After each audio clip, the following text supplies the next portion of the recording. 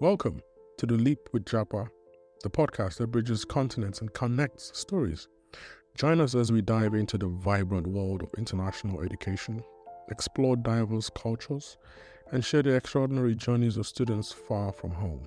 Whether you're dreaming of studying abroad or already embarking on this adventure through other means, Leap with Japa is your companion in navigating the exciting, challenging, and transformative world of global education.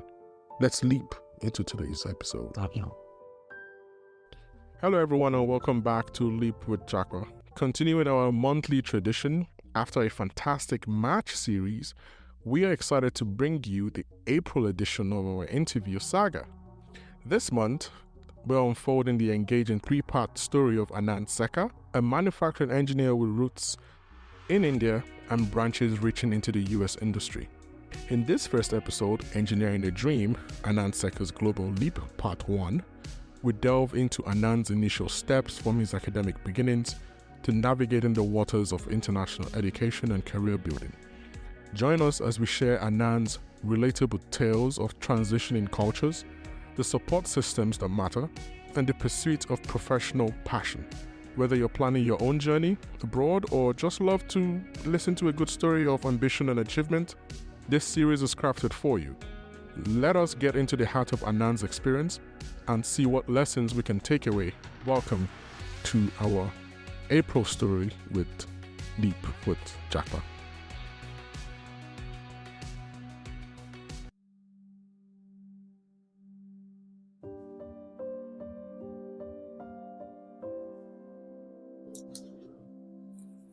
So welcome, Anand. How are you? Hey, Shahid. I'm good. How are you? Yeah, welcome to the show. So I have Anand here. He's a manufacturing engineer, lean manufacturing machining engineer with, what's your company name again? It's GKN? So I work, it's called GKN Driveline. They have automotive, aerospace. They are all over the world, like a multinational company, and their headquarters is in Poland. I joined this company 8 months ago. Okay. It's doing good. They're manufacturing, I would say, like 60% of the world's car have their parts. Oh, so, really? Yeah, okay. It's big one. It's big. Oh, okay. I'm particularly happy because your background is not a traditional software engineering background. So I like the diversity in the experience.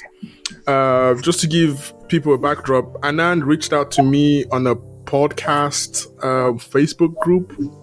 He was looking to get people to test his application. We'll talk about the application later on. But Anand, his last name is, what's your last name? Sekar? Anand Sekar? Sekar. Yeah. Is that a short form or the long form? No, that's my name. So there's a fact. There's a fun fact I want to tell. So yeah, my last name is actually my father's name. Oh, okay.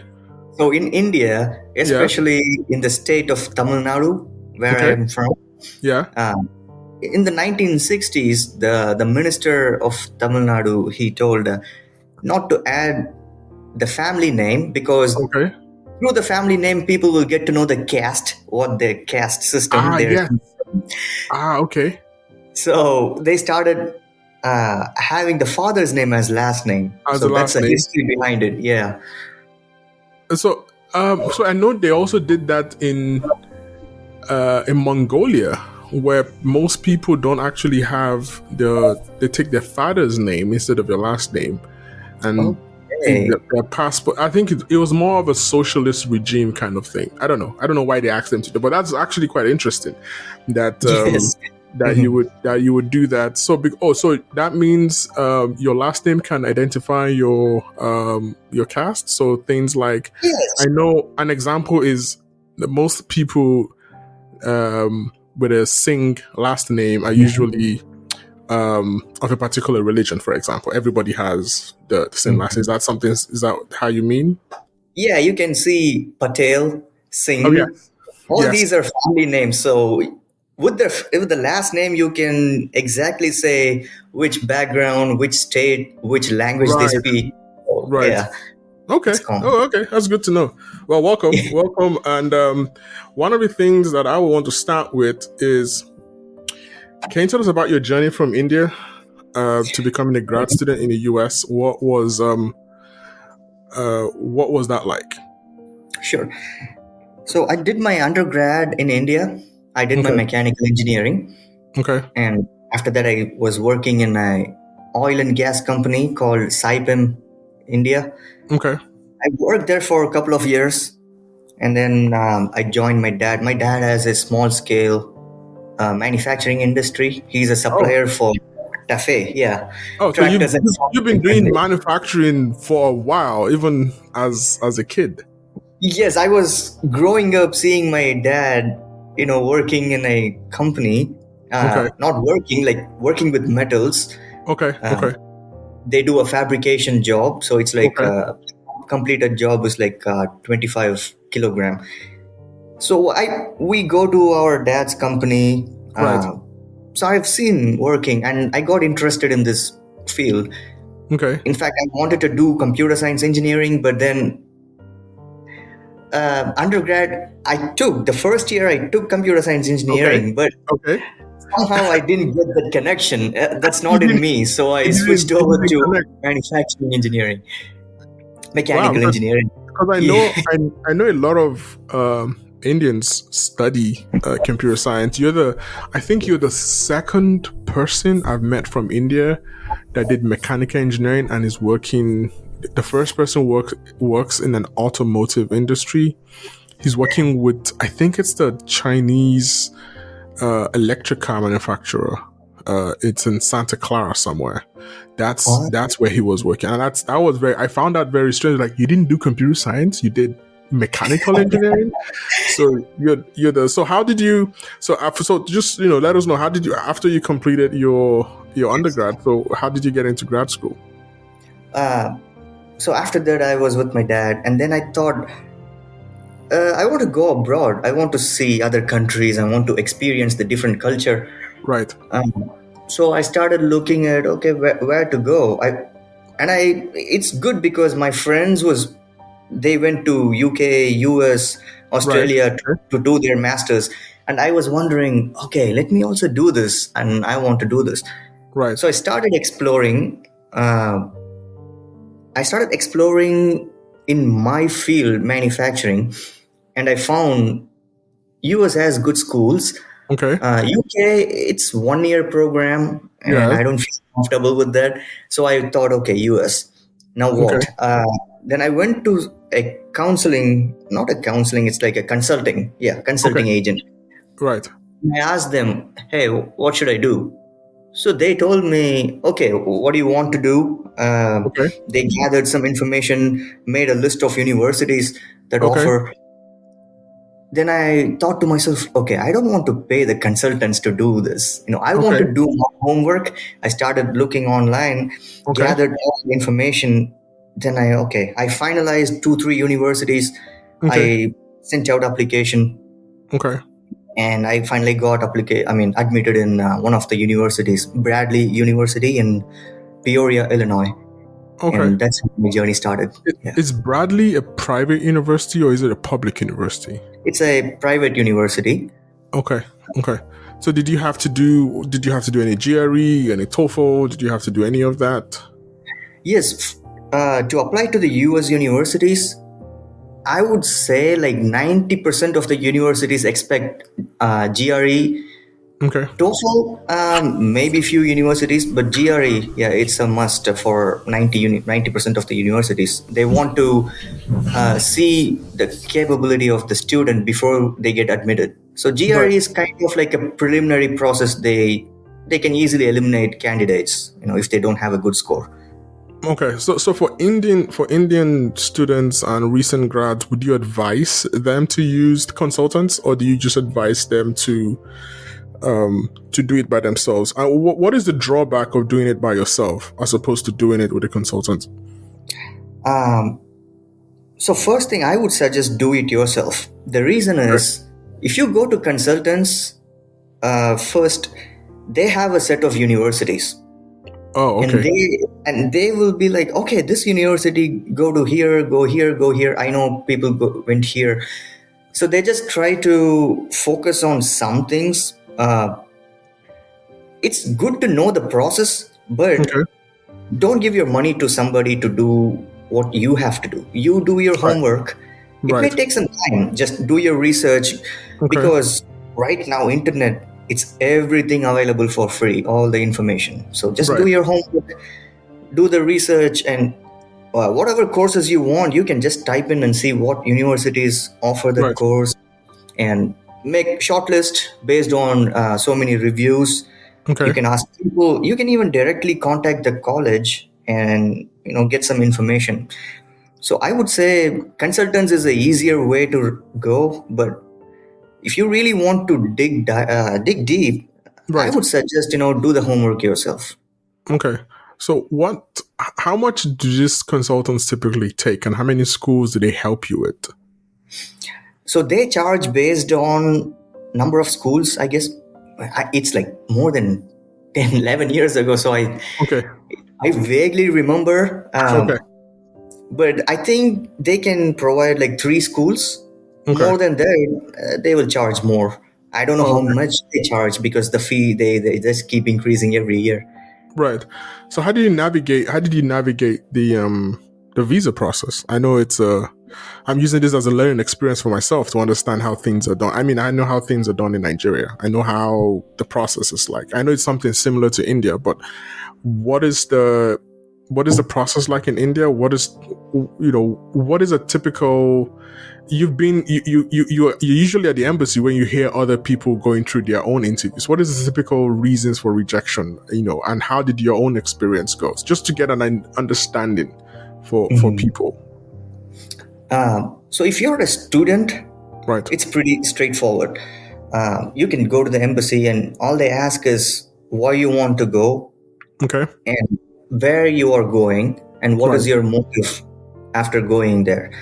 So you can say that, I want to go learn some things, and probably I can come back to India.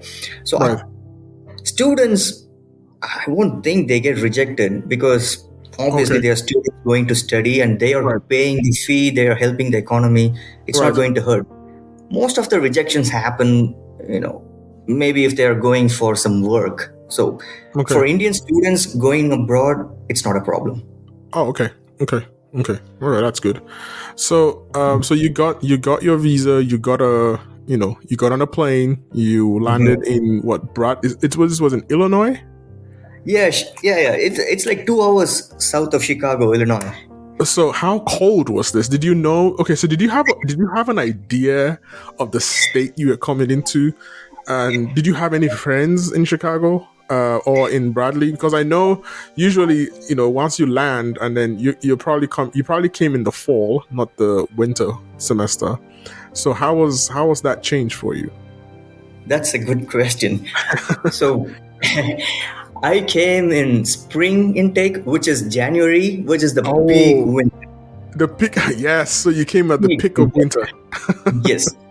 When I did the research, I applied for 4 different schools, and one in Texas, one in Illinois, and a couple of others somewhere.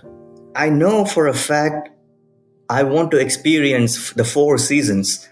So Illinois is best for experiencing the bitter cold and summer, spring, and fall. So I know, I'm going through this. So I already bought my stuff, like a jacket, shoes, and everything in India. I was ready to face this. And also, I was contacting the Indian community in that university, and got to know a few of the students who are there and who are also, going to start their journey. So I went to one of the students' home in Chennai before I left. I met his parents. And I got some information. Then I contacted that guy, and he said, "Hey, come, you can stay with me. You can be my roommate." So that all happened because I contacted the university, the Indian Association. I got some information. So when I boarded the flight, and that flight journey was horrible. It's like the first time I'm traveling like 24 hours. Oh no. So how many connecting flights did you have to take? I had to take one connecting flight. Okay. Sometimes two, but that flight is like a non-stop 14-hour flight. Oh no, I remember my own flight. You at some point you just said, you know what, this plane, I'm not going anymore. Just land anywhere you want to land. I want to go back. It must have been brutal. That was horrible experience. But that's the first time, so long in a flight. And then I got used to it, but the first time was horrible. So I would suggest, take some precautions when you take a long flight. Okay. So I landed in Chicago. It was great. I took a bus from Chicago to Peoria. Okay. I did the homework how to get to Peoria. Then, I told that the friend who I was talking to, so he was waiting at the bus stop, and as soon as I got off from the bus, he took me to his room. Okay. Then it was good. I slept. For next 7 days, the jet lag was terrible. I was sleeping in the daytime like crazy. Right. That's like a 12-hour difference from India to US. So it took me like at least a week or two to get over the jet lag. So based on just this first set of things you've said, what is, there are lots of things you've said. So what is the one advice you would give not just Indian students, but also any international students? So you can see how much work you put in. You had to do a research, you reached out to the school to let the school know that you were coming. They gave you access to, or you found the Indian community and you reached out to someone. So what is the one advice you would give? Because some people just show up and assume that everything would work out. So one advice I would give to anybody from any country is, every university has an International Student Association. Every university. Okay. Yes. Just send an email, or if you want to call them. Contact with them. There is Facebook group. Internet is there. Just use it. Get to connect with anybody there. From there, develop a network. Contact. There may be somebody from your country or from your state. So contact them. Ask questions before you go there. Get to know people. And first thing, for accommodation is a big thing. So you can't afford to get a dorm in the US. It's very expensive. So you have to live off campus. Okay. To live off campus, it's also expensive. So best thing to do is get a roommate. Okay. So before you fly there, find a roommate. Finding a roommate would be to use one of the, either reach out to the international student body or reach out to the Facebook groups of, international students. Let's say maybe you have an Indian community or a Nigerian community, or so that would be okay. Well, that's good. So now you're in the US. So the next question just leads me to the next question, that you got an assistantship. What exactly did you do to get this? And, and on top of that, what the kind of advice you would give for that? Sure. So before I started, I have 4 years of work experience. Okay. So when I applied to this college, they contacted me saying that, hey, we are glad to get you admitted here. Right. And we are also giving a scholarship. Okay. I reached out to the professor. I got an email. Okay. From the website, I reached out to the professor saying, hey, I'm doing this. I'm from here, blah, blah, blah, so and so. So I explained my thing, and they gave me a graduate assistant scholarship. Okay. So, which is really great. And that gave me like a tuition waiver. Okay. So you didn't have to pay any tuition? Well, it's like a 50% waiver. 50%. So you paid in-state tuition, probably. You didn't have, because I know usually when there's some graduate assistantship that just waive some tuition. Like for me, I had to pay only in-state tuition. So maybe how much was the original tuition that you were supposed to pay, and how much did you end up paying? I think it was 23,000. Okay. I ended up paying $12,000 US. Okay, so most likely you probably paid in And state. yeah, I don't know how much is the in-state, but yes, 50% is a huge deal for me. It's huge. Yeah. Yes. And then after I joined, I spoke to the professor, and Okay. I also got like a 20-hour graduate teaching assistant program, so I can Right. teach the undergrad and Right. assist the professor in grading the sheets. So Right. that gave me, like, apart from the scholarship, I had like Right. 10 hours of teaching assistantship program that paid Right. me. So the university paid me every week. So that was Right. a big deal. Yeah. And that was helpful to pay your. I don't know how expensive that area is. Was that able to help cover your cost of living at least? Sure. Yeah, I did. So as a student, we can work 20 hours a week legally. Yeah. So 10 hours I got in teaching assistantship. The other 10 hours I worked in the cafeteria. I worked in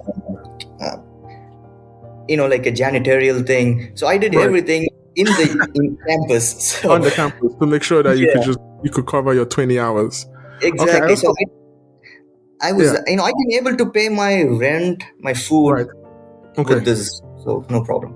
Okay. I also noticed that you got a scholarship. Aside from you got the Graduate Leadership and Service Award, Dean's Award. You also got this, what's it called, Marjorie Reynolds Scholarship recipient. So how did you apply for that? So what kind of advice would you give? Because a lot of people. So one thing I've noticed with people is they sit in their home countries and say they want these scholarships, but I keep on telling them, if you don't show up, if you're not in front of the dean or in front of your department, no one's going to hand you a scholarship if you sit all the way in your country. So you always get this, oh, I want a scholarship. I want to come and study grad school. I want a scholarship. So what did you do to get these scholarships as listed on your LinkedIn? So this will probably help people to understand that you have to be here. You can't want a scholarship from abroad. Correct. And that's good. Yeah. Glad you brought it up. It's a story. So when I landed in the US in that college, I met people from, it's a small association called Bridges International. It's in every country. And also PAFIS, which is Peoria Area of Friends for International Students. I think that's in particular for that Bradley University, I guess. So these are families. So they invite international students to their home. They invite for dinner. They take you out for, if you want grocery, they can take you out. They can teach you driving lessons. So it's like a group of families. They help international students. So as soon as I landed, I got connected with these people. I showed up to the event. They have like a expo kind of thing. And so I spoke to the people. I got to know them. And that's how I got like a network. So when it came after a year of, in my second year of my master's, so they got this, I was told, hey, there is a scholarship coming up. You can nominate yourself and you can. So yes, this was listed publicly. Then I thought, I can nominate myself, but I need recommendation letters. So since I am connected with all these people, I got recommendation letter from 2 and 3 families. And I got recommendation letter from my lab in charge. I was teaching undergrad in the manufacturing lab. And the lab in charge, I got recommendation from him, one from my professor. So if you have a good network, you can get recommended. And that's how I got that scholarship. The other one, it's called like a Parents Association certification, where you can, tell the university, hey, I was involved in all these activities. I was helping students. I was helping the incoming international students. They can talk to me. And I was recognized for that. The Dean's Award That's for my research project. So at the end of 2 years, I have to present a research. Okay. I presented it with the help of my professor, and among all those research were presented, mine was selected, and I was given a Dean's Award for that. Okay. That's how Oh, that's very good. And this is quite helpful because I know that lots of families that actually do help. So I hope people listening will understand that sometimes you actually have to be here physically to take advantage of whatever scholarships that are here, because you can imagine people here are here already, and then people outside, you can imagine they can't prioritize people outside the country. They will have to give people inside the country first before they think about giving scholarships to people outside the country.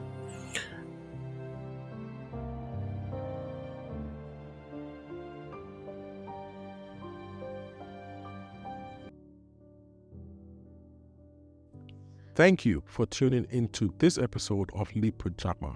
I hope it brought you valuable insights and stories that resonate with your journey.